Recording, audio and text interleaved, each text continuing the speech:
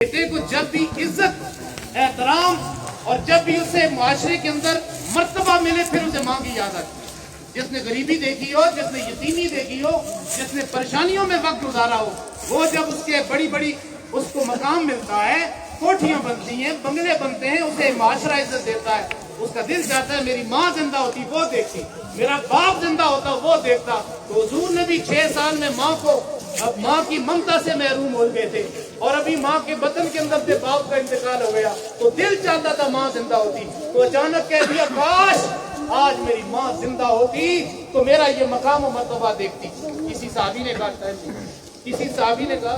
तो यहाँ पे सफेद दाढ़ियों वाले भी आज ये बात सुन के मेरे ख्याल में उनके भी आंखों से आंसू छपकेंगे। हुजूर ने फरमाया आज तू पूछता है मुझसे मेरी माँ याद आए, मेरा दिल चाहता है काश आज मेरी माँ जिंदा होती, काश आज मेरी माँ जिंदा होती और मैं इशा की फर्ज नमाज, सुन्नतों का नहीं फरमाया, नवाफिल का नहीं बल्कि फर्ज नमाज पढ़ा रहा होता और वहां पे सूरह फातिहा के बाद मैं सूरत पढ़ रहा होता, अंदर से मेरी माँ मुझे कहती या मोहम्मद या मोहम्मद या मोहम्मद। मेरी माँ कहती ओ मेरा सोना मोहम्मद मेरे पास आ जा, ओ मेरे मोहम्मद मेरे पास आ जा। हुजूर ने फरमाया अल्लाह की इज्जत और जलाल की कसम मैं अपनी फर्ज नमाज छोड़ के माँ के कदमों के अंदर चला जाता, इसलिए कि माँ राजी हो जाती तो रब रहमान भी राजी हो जाता, अगर माँ राजी होती तो अल्लाह भी राजी हो जाता। हज़रात गिरामी कदर,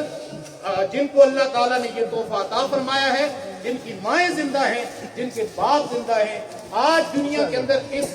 इस इज्जत और एहतराम के साथ उनको रखें। कल आपके